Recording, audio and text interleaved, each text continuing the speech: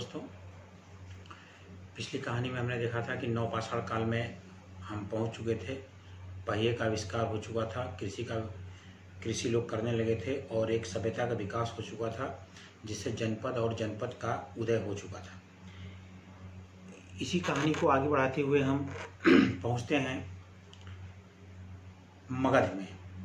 मगध एक सबसे प्राचीन राजवंश है, जहाँ से ही भारतीय इतिहास शुरू होता है।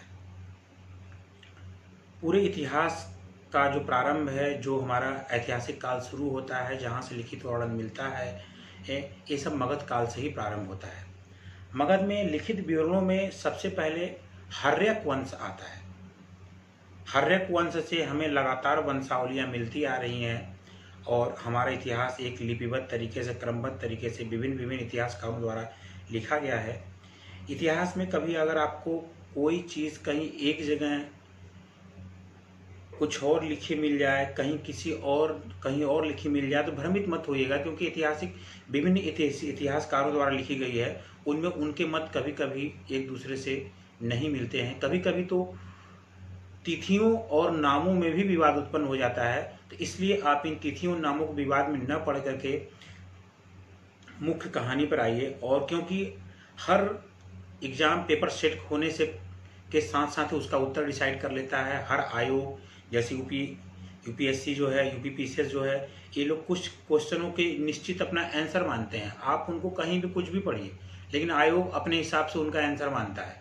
किस किताब से वो मान रहा है, किस इतिहासकार मान रहा है, ये उसका अपना अलग है। क्योंकि विगत कुछ वर्षों में आपने देखा है कि आयोग के 10-10, 15-15 क्वेश्चन विवाद के दायरे में चले जाते हैं। लेकिन ये विवाद तब उत्पन्न होगा जब हम उस ज्ञान के लेवल तक पहुंच सकेंगे।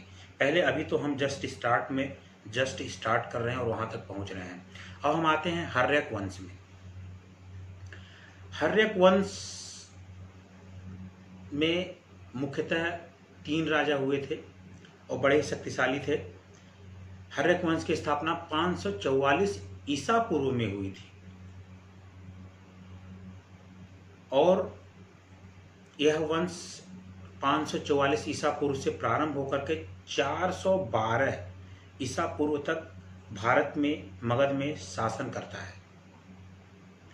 इस वंश का जो प्रथम संस्थापक राजा था, बिंबिसार था, जिसने 544 ईसा पूर्व में गद्दी संभाली और मगध के इतिहास का प्रारंभ करता है। बिंबिसार एक बहुत ही प्रख्यात योद्धा था और एक साम्राज्यवादी नीति का अग्रसर अनुयायी था। उसने अपने साम्राज्य विस्तार करने के लिए युद्ध के साथ साथ वैवाहिक संबंधों की नीति भी अपनाई।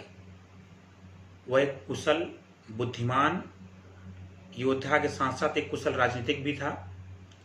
उसने अपने राज्य विस्तार करने के लिए, अपने पड़ोसी राज्यों से मित्रता करने के लिए लिच्छवी राज्य की पुत्री चेलेन्ना से विवाह किया। कौशल राजा प्रसेनजीत की बहन महाकौशला से विवाह किया। भद्र देश की राजकुमारी क्षेमा से विवाह किया। इन वैवाहिक संबंधों द्वारा बिंबिसार ने अपने आप को मजबूत बनाया। बिंबिसार के समकालीन महात्मा बुद्ध थे। इस बात को आप याद करिएगा, बिंबिसार के समकालीन महात्मा बुद्ध थे। महात्मा बुद्ध को बिंबिसार का संरक्षण प्राप्त था। इन दोनों में एक तरह से आप मित्रवत व्यवहार भी समझ सकते हैं। बिंबिसार ने महात्मा बुद्ध से प्रभावित होकर के बौद्ध धर्म स्वीकार किया था और इसने अपने राजवैद्य जीवक को महात्मा बुद्ध की सेवा में भेजा था। बिंबिसार की एक प्रेम कहानी भी प्रचलित है। आप लोगों ने सुना होगा, बहुत फेमस नाम है आम्रपाली। एक कुशल नृत्यांगना आम्रपाली लिच्छवी नरेश की थी, लिच्छवी राज्य की थी, जहाँ पे उसका बिंबिसार को अच्छी लगती है। बिंबिसार उससे लाता है और अनौपचारिक रूप से उससे विवाह करता है। उससे एक पुत्र उत्पन्न होता है, जिसको शिक्षा ग्रहण करने के लिए बिंबिसार तक्षशिला में भेजता है। और वहाँ से आयुर्वेद की शिक्षा प्राप्त करके वह महान आयुर्वेदाचार्य जीवक बनते हैं, जिनके बारे में अभी हम जानते हैं कि वह एक आयुर्वेद के बहुत बड़े ज्ञानी हैं, एक बहुत बड़े डॉक्टर कह सकते हैं, डॉक्टर हैं। यही जीवक ने महात्मा बुद्ध को सेवा प्रदान की थी। बिंबिसार की मृत्यु महात्मा गांधी के एक विरोध करने वाले देवव्रत ने बिंबिसार के ही पुत्र अजातशत्रु को उकसाकर बिंबिसार की मृत्यु करवा दी। बिंबिसार को पहले उन्होंने 493 ईसा पूर्व में गद्दी से उतार दिया और उसके बाद 492 उनको कारागार में डाल करके बहुत प्रताड़ना दे करके 492 उनको मार दिया, क्योंकि बिंबिसार ने अपना उत्तराधिकारी अपने एक पुत्र दर्शक को बना रखा था और उनका पुत्र अजातशत्रु एक बहुत ही महत्वाकांक्षी वाला व्यक्ति था और वह महात्मा बुद्ध के विरोधी देवव्रत के प्रभाव में था और उन्हीं के प्रभाव से आकर उसने अपने पिता के खिलाफ एक काम किया।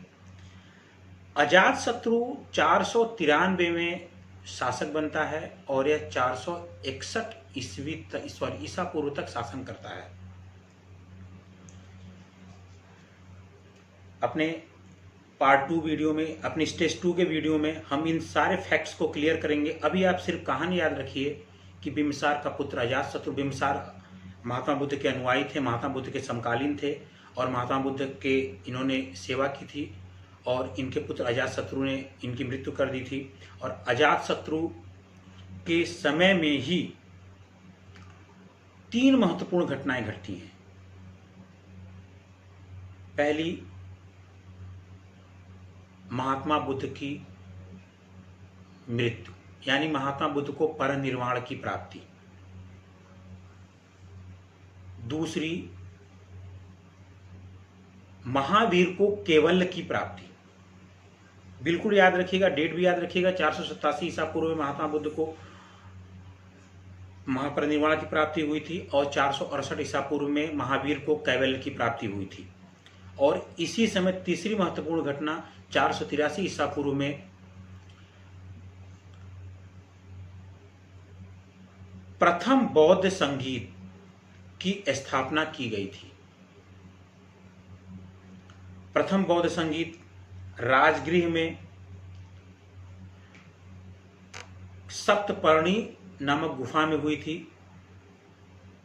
जिसमें बौद्ध धर्म के 2 ग्रंथों विनय पिटक और सुत्त पिटक का संकलन किया गया था। अब हम कहानी में आगे बढ़ते हैं। अजातशत्रु भी अपने पिता की तरह भी महत्वाकांक्षी था और साम्राज्यवादी नीति अपनाता था। जब इसने बिंबिसार को मार दिया तो बिंबिसार के द्वारा जो बनाए गए वैवाहिक संबंध थे उनके खिलाफ अजातशत्रु को संघर्ष करना पड़ा, जिसमें उसका कौशल से संघर्ष, मल्ल से संघर्ष, वज्जी से संघर्ष हुआ। लेकिन अजातशत्रु ने यहाँ पे विजय प्राप्त की और नए वैवाहिक संबंध स्थापित करके अपने आप को मजबूत स्थिति में रख लिया। अजातशत्रु की भी मृत्यु इसके पुत्र उदयन द्वारा 461 ईसा पूर्व में कर दी गई। यह पितृहंता वंश चल रहा था। इसे पितृहंता वंश भी कहते हैं कि अपने पिता को मार करके गद्दी प्राप्त करना। ऐसा बाद में हम मुगल वंश में देखेंगे, लेकिन दुर्भाग्यवश हमारा इतिहास ही इन्हीं पितृहंसा वंश से ही स्टार्ट होता है। उदयनयन, इसका मुख्य कार्य, इसने गंगा और सोन नदी के तट पर पाटलिपुत्री नामक एक नगर की स्थापना की और बाद में उसको राजधानी बनाया। यही पाटलिपुत्री मगध के चरमोत्कर्ष में, मगध के अपराजय होने में बहुत महत्वपूर्ण भूमिका निभाती है। क्योंकि संगम होने पे पाटलिपुत्री दो तरफ नदियों से तथा एक तरफ पर्वत श्रृंखलाओं से एक प्राकृतिक दुर्ग की तरह निर्मित हो चुका था। उसका सिर्फ एक ही तरफ बचा हुआ था आने जाने के लिए, आवागमन के लिए, जिससे उसकी सुरक्षा अभेद्य हो चुकी थी। मगध की अपराजय होने में पाटलिपुत्र की इस भौगोलिक दशा का बहुत महत्वपूर्ण योगदान था। अब 445 ईसा पूर्व में कहा जाता है कि उदयनयन की मृत्यु हो जाती है। उसके ही एक सैनिक द्वारा इसकी हत्या कर दी जाती है। अवंती राज्य का एक गुप्तचर था जो कि मगध में आकर के इसमें नौकरी करता था और गुप्तचर था, तो वो आकर के इनकी हत्या कर देता है। उसके बाद हर्यक वंश में 2 और राजा हुए, 3 राजा हुए, अनिरुद्ध, मंडक। तीसरा राजा नागदशक था जो कि अंतिम शासक था। अंतिम शासक नागदशक था जो कि 412 ईसा पूर्व तक राज करता है। इसके बाद इसी का एक अमात्य जो इनके साथ था, कुछ इतिहासकार द्वारा कहा जाता है कि इन्हीं का वो पुत्र था जो वेश्या से उत्पन्न हुआ था। शिशुनाग ने इनकी हत्या करके मगध में हर्यक वंश को समाप्त करके शिशुनाग वंश की स्थापना करता है। ते हमारी कहानी है, बहुत ही सिंपल है, बहुत ही आप याद कर सकते हैं। इसमें हर्यक वंश बिंबिसार से प्रारंभ होता है और शिशुनाग द्वारा नागदशक की हत्या करके समाप्त कर दिया जाता है। और इसमें जो महत्वपूर्ण घटनाएं हुई थी वो आपको बता दिया गया है। बाकी आप कहानी बिल्कुल याद रखिए। आप 5 मिनट इस कहानी को अपने दिमाग में रिमाइंड कीजिए, मनन कीजिए, यह कहानी आपको पूरी तरह से याद हो जाएगी। हर्यक वंश यहीं पे समाप्त होता है।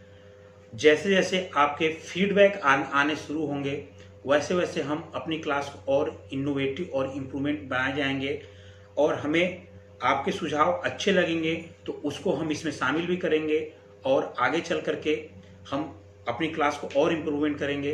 बस आप याद रखिए, जस्ट स्टार्ट। चैनल को सब्सक्राइब जरूर कर लीजिएगा और अधिक से अधिक शेयर कीजिएगा। नमस्कार।